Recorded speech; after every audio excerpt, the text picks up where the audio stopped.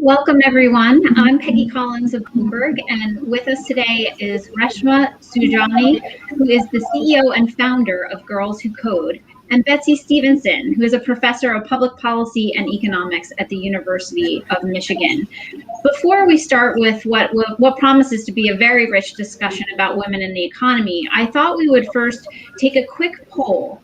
And the poll should show up on your screen momentarily, and you should be able to input your answers. Basically, we're trying to figure out how many of you know a woman during the pandemic who either left the workforce entirely, who almost left the workforce because of stress and family obligations, or who lost a job during the pandemic entirely. And while we give you a chance to answer those questions, just a data point that a colleague of mine was pulling for us today, the number of women working is still down 5.5% since the beginning of the pandemic, just showing some of the gravity in terms of how women have shared a disproportionate burden in some ways during this pandemic. It actually came up earlier in a Fed hearing on Capitol Hill today. Fed Chairman Jerome Powell was testifying on Capitol Hill, and one of the first questions he got from senators in that hearing was about the number of women who have left the workforce. So certainly on the minds of lawmakers and certainly of our two esteemed panelists. So it looks like we've got a number of responses in already. So 63% of those listening right now know a woman who almost left the workforce during the pandemic. 63%, that's a huge number. 50% of you listening know a woman who lost a job entirely during the pandemic, and 31% know a woman who left the workforce during the pandemic voluntarily. So let me turn it over first to Reshma. So the title of this panel is actually a Marshall Plan for Moms. And that's a policy idea that you spearheaded, Reshma, and actually have some news on additionally today. Can you walk us through the policy recommendations that a Marshall Plan for Moms is calling on the Biden administration to put into effect? Yeah, I mean, I think as the panel shows, as the poll shows, women are getting crushed in this pandemic. 2.4 million women have left, 4 times the rate of men. For every 3 mothers who have left the workforce, 1 father has. And we know that this is happening because of school closures and the uncertainty of school reopenings. And we know it's also happening is because many women found themselves in jobs that simply weren't pandemic proof. And so, they always say, never waste a good crisis. Well, we have an opportunity to have a 360 plan on how to get women back into the labor force, to build back our care structure and to build it back better than it was before. And, I think that includes basic, payments to mothers to support them, to put cash in their hands so that they can make choices. That includes paid leave and affordable daycare, 2 policies that Betsey knows we've been fighting for decades. It includes putting pressure on Main Street and Wall Street to retrain women and to offer policies that are going to support them so that they don't face the motherhood penalty. But we've been fighting these fights forever. And, we have an opportunity as we get out of this pandemic to, again, fix these structures once and for all. I'm really proud to support, to announce that, we've gotten the support of Craig Newmark from Craigslist to help us build this movement of support of $500,000 for the Marshall Plan for Moms. He is a long-term time advocate for women and women's organizations, including Girls Who Code. He sits on our board. So, this is basically women are rising up, men are rising up.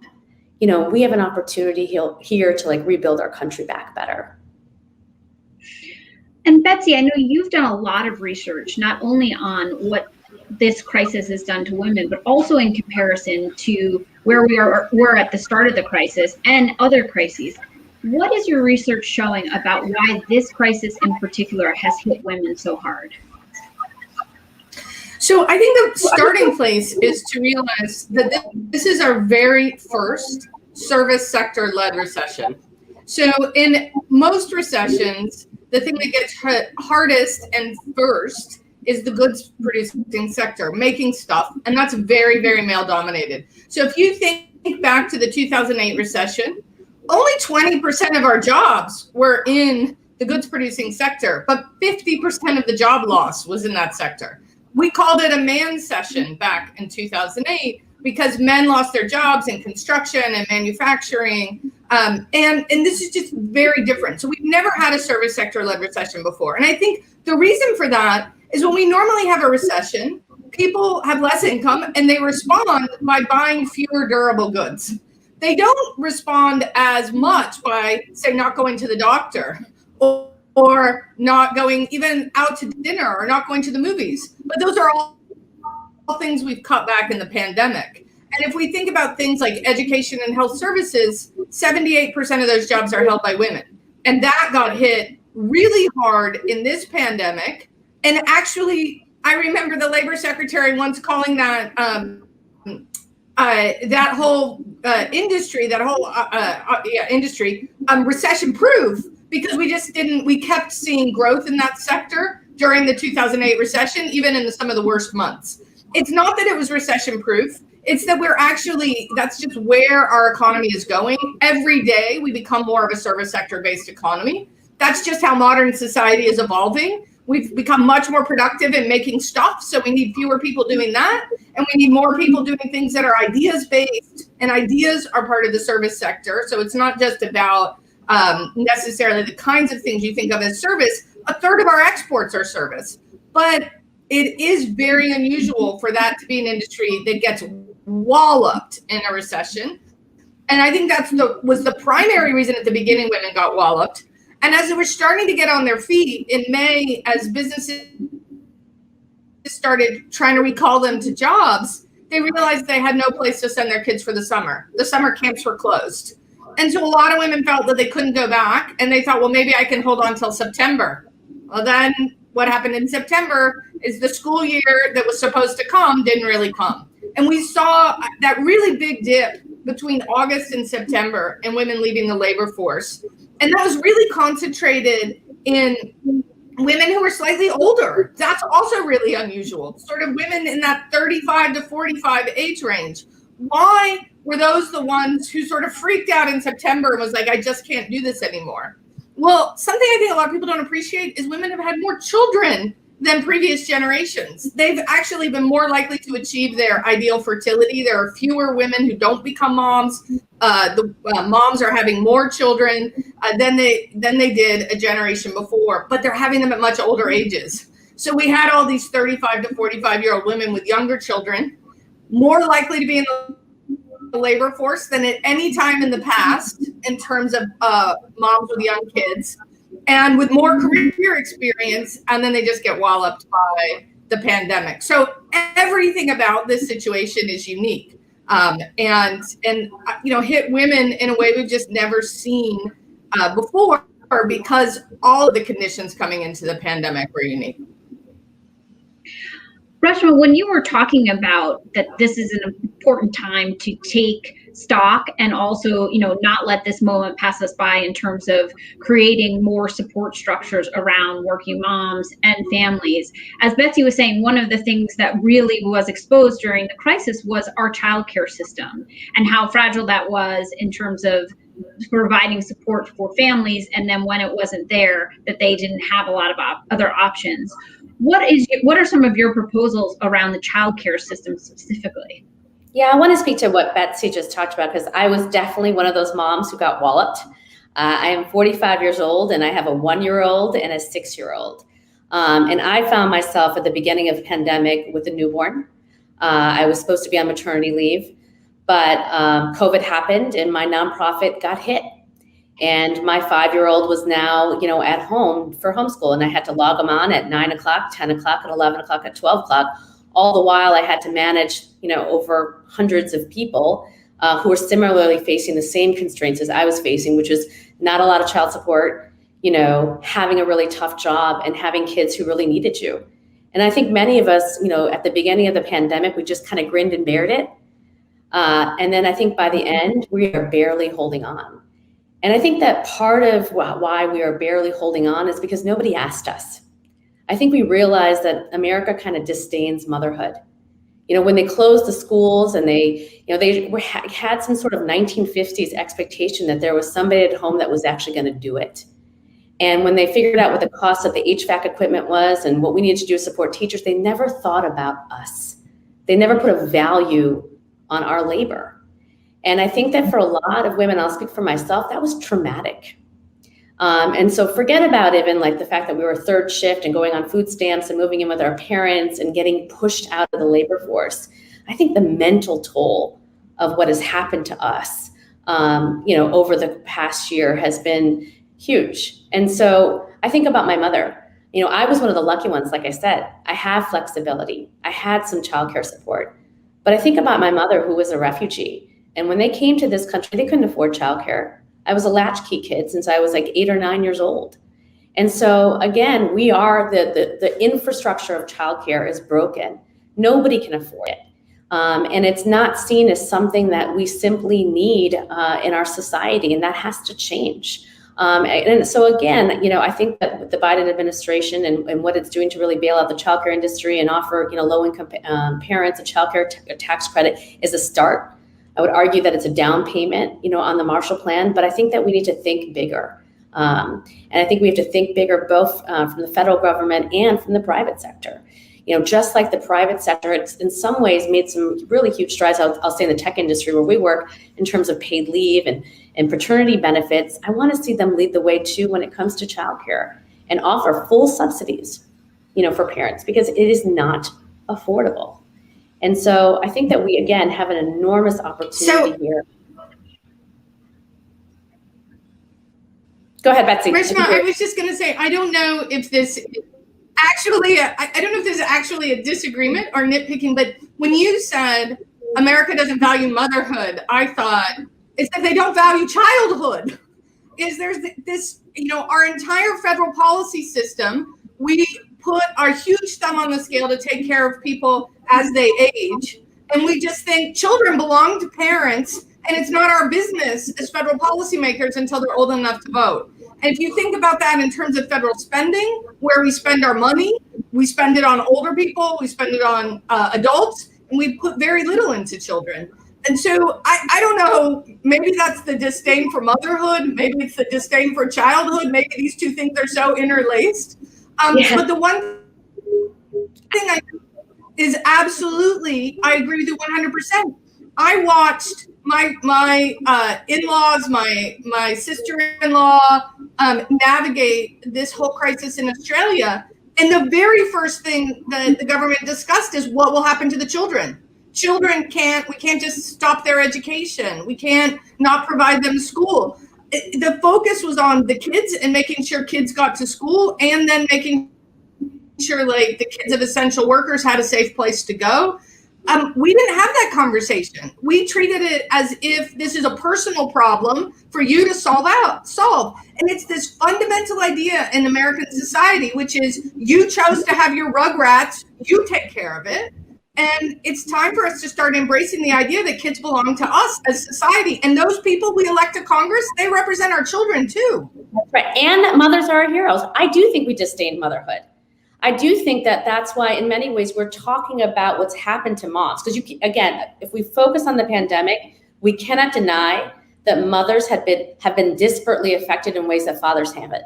Even in 2-income households, right, where there's an cis family where there is a man and a woman, right? We still know that 75% of the unpaid, unseen work is done by women across the globe, right? And we don't value that work. Like I joke, even though we've been stuck in our homes with our partners, they've seen what we do. It's actually not even really unseen anymore. It is very seen.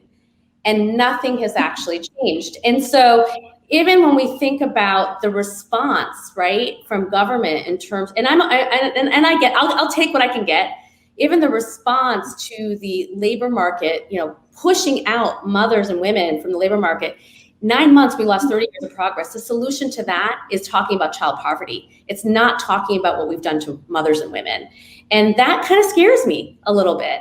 And I do think it's uniquely American. As you pointed out, Germany, Estonia loves its moms. There are other countries around the globe who have Sweden, right? K-3, and it's so it's not the same everywhere. But again, this might be a little wordsmithing, but I do think that what I've tried to do with the Marshall Plan for Moms is shine the light on moms And it's been funny because I think it has gotten some pushback both on the right and the left, but for different reasons. And that focus on the word motherhood, even when the data is so clear. And it's fascinating. Go ahead, Betsey. So I think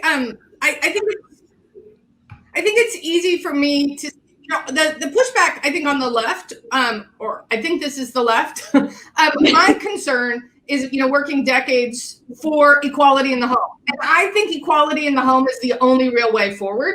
I agree with you that the reality is that we haven't achieved it. And I think that the pandemic showed how much we papered over inequality in the home by using outside services, relying on outside workers, relying on the teachers at our school, the aftercare programs, the being able to buy pre-prepared meals, bringing in house cleaning services, dropping off our laundry, whatever we had to do to ignore the fact that our spouses weren't doing their share. And then the pandemic hit and we couldn't ignore it anymore. I'm concerned we're going to see a huge wave of divorce. And so if we want to repair American families, we have to say, men, it's time to step up because women aren't going to take this anymore. So, I worry about saying what we need to do is recognize how valuable the work women do is. I mean, yes, we want to see how valuable that is, but I don't want to stop there and say, okay, women are going to do that, so let's support them in doing it. I really want men to step up and do their share. Yeah. Betsey, I want you to come to my house because you should hear me in the conversations I have with my wonderful husband, Nahal, who, look, in his mind, he does more than his father did, right? And, he is one of that New York Times survey that said 86% of moms say that they're doing the homeschooling and 45% of dads saying that they're doing, both can't be true. And, part of the problem that happened in my generation is not only we were sold a lie, meaning we thought that we had married these 50-50 partners. And then when we realized it wasn't true, we couldn't even tell the world about it. But because part of my generation was to pretend that there was something so different happening at the home. And I think that's also been a little bit what's creating this enormous amount of anxiety and craziness. Because again, you are in my house, you see what I am doing and you still can't change. And I don't want to put the onus on women. I just have a thought. And again, I'm not an economist and we've never been here before. So I don't know what could happen. But what if when we start actually paying for unpaid labor and putting a value on it, that might actually be the solution to gender parity? And the example that I think about when I think about that is computer science. As you all may or may not know, the world's first programmer was a woman, Ada Lovelace. The ENIAC women. Computer science, when it started, was an industry that was full of women. But then when it got more lucrative, when it got more respected, men pushed women out. And so what if housework became the respected, lucrative position? Maybe would that change it? Because the reason why I think men are watching us and not picking up the laundry and not logging our kids on for a Zoom call and not because it's not respected, it's not valued. And I don't know how to change that without valuing it. So Reshma, does that mean you would support or actually paying women or paying men, someone in the family to stay home? I support big ideas. I support learning more. I support having those conversations and just not assuming that they're not going to work because we just don't know. And I think a lot of these conversations are happening across, as you know, in India right now, there's a huge movement there was back in the day, there's been a movement to have these types of conversations. I just think that we have to have them. And I did find it interesting that, that we are, passing a childcare tax credit. That's not really a tax credit, to support parents and paying for childcare. And what's happening right now is that the unseen, unpaid work is what's causing women, to leave the workforce, a significant amount of them. And so how do we solve for that? Because as we know, the crisis isn't ending tomorrow. And I live here in New York City. They're talking about keeping the schools shut down in the fall. So what are we going to do? Because, we're not going to be at 1989 labor market participation. It's going to be worse. So I just want to say we do actually know something. We do know something about what happens if we pay women or men to stay home. We know that women will be more likely to stay home. We know that it won't be men who stay home. It will be women. And we know that there will be fewer women in the workforce. We know that will disproportionately happen at the times of their careers that make it hard for them to get back in, and that this will leave women in a vulnerable place when they are, say, in their mid-50s. I think the real challenge, and how do we know this? We know this because families already face higher marginal tax rates on on secondary earners. And we can see the households that are on the margin. And as we change those tax rates, we see more or fewer women going in and out of the labor force. And we see how women get hurt when we put a thumb on the scale that encourages them to stay home. So I do have a ton of anxiety about that, because it will lead to more inequality in the workplace.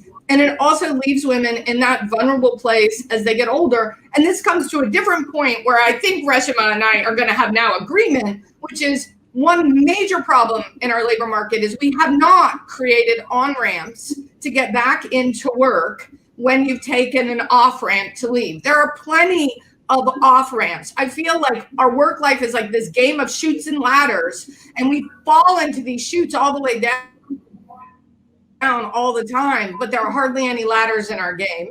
And so we have these women who it's all overwhelming, or they just had a kid, or they have a kid that, they have a kid who all of a sudden has a big health problem. They step out of the labor force for 2 years.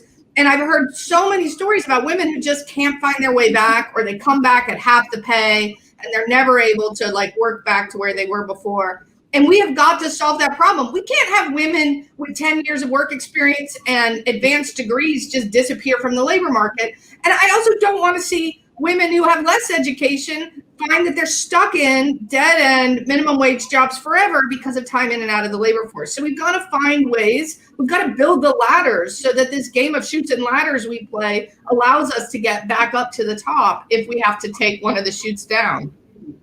And I want to be clear. The Marshall Plan for Moms is not arguing for women to get paid to stay at home. Because I actually think that if you put cash in their hands right now, they'll choose to go to work. The choices are coming from the fact that we're being pushed out and we're not given choices. And I think, again, if you talk to Black and Latino women, they need to have cash in their hand to basically pay for food, pay for childcare, right? Not have to work that third, fourth shift. And I think that's important, because I also do believe, and I am one of them, women have dreams, passions. They want to work. You know what I mean? That is like the American dream. And I think that they're not being allowed to have those choices right now. And so I am happy that that we are hopefully going to pass, the child care tax credit and start putting money into the hands of parents, because we need to. But I 100% agree with Betsey. And I think that we have to pay attention to this issue, especially right now, because I think when women go back to work, the motherhood penalty is going to be even steeper. Because now you saw my life on Zoom. You saw my 5-year-old, you saw my 1-year-old, you saw everything that's happening. And are you seeing that and saying, gosh, I got to hire a mom? Absolutely not, right? You're seeing that and be like, where's that single guy that I want to hire? So we have got to pay attention to this. We have to hold companies accountable for this. And I think that is, again, why I'm arguing for a Marshall Plan, because I want KPIs. I want to know, okay, Google, how many women have left your workforce? Okay, Target, Walmart, every single one of you. How many have you gotten back? And what are you putting into place to make sure that you can actually bring them back, whether that's retraining, whether that's flexibility, whether that's rooting out the motherhood penalty, because we know we already faced one before. Well, that's so interesting.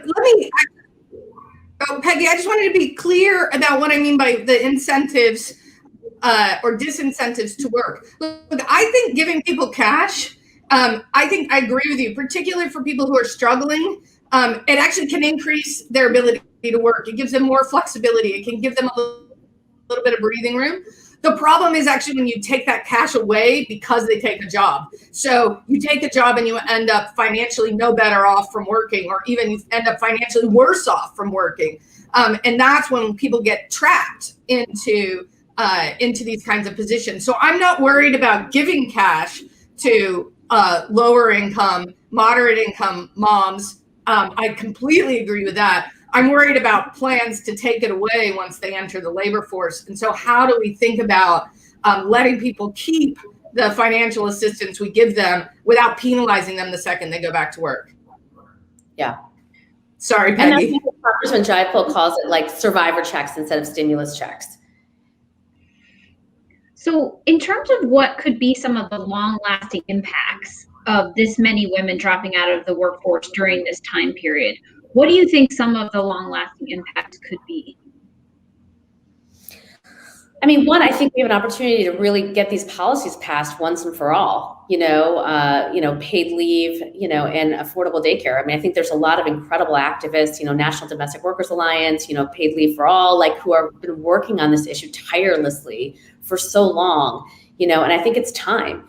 And I think that there's an opportunity, as moms are angry, as you're feeling that rage, again, I'm not kidding. We need to march for those things. We need to protest for those things. We need to donate to those causes. We need to call our legislators. We have an opportunity here, and we need to take that opportunity.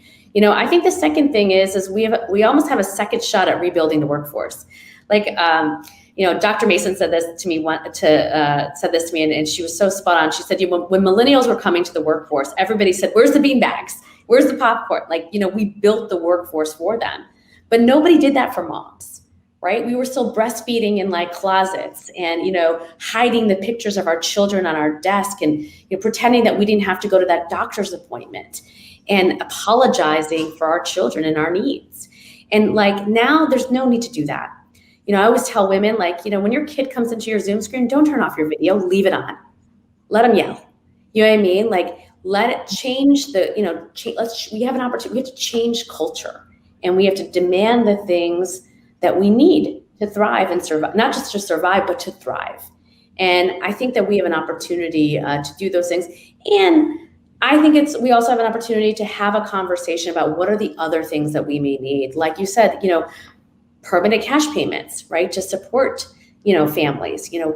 We are living in a very different world. We've never seen or experienced anything like this before. So for me, I don't want to pick for scraps. I want all of it. I want to basically name all the things that we could do, we could have, right, to successfully, again, thrive as parents, thrive as mothers, and to ask for those things and to demand those things and to fight for those things. And I think that what's happened is ever since the 1970s, when women started entering the labor force in much higher numbers, we had decided childcare was a personal problem to hide in the background. And Reshma talked a lot about that. It's time to stop hiding it.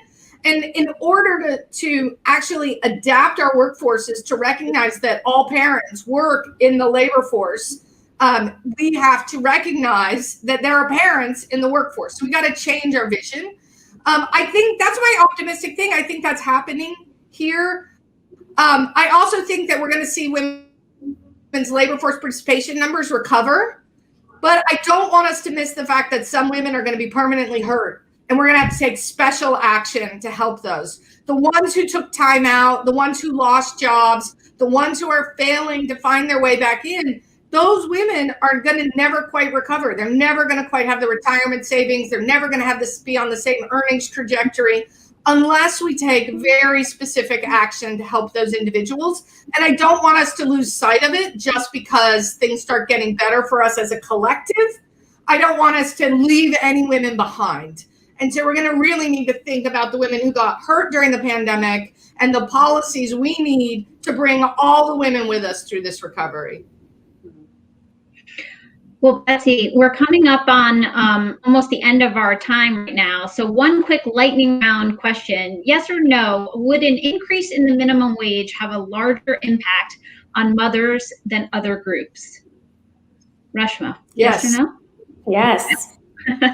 Yes. So that is definitely one area where you both agree.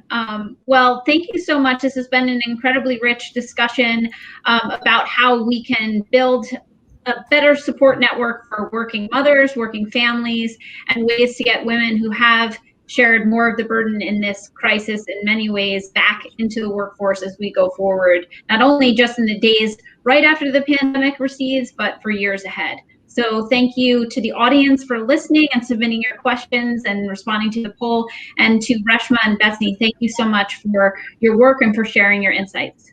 Thank you. Thank you, Betsey. Thank you, Peggy. It was great talking to you. You too. Stay well.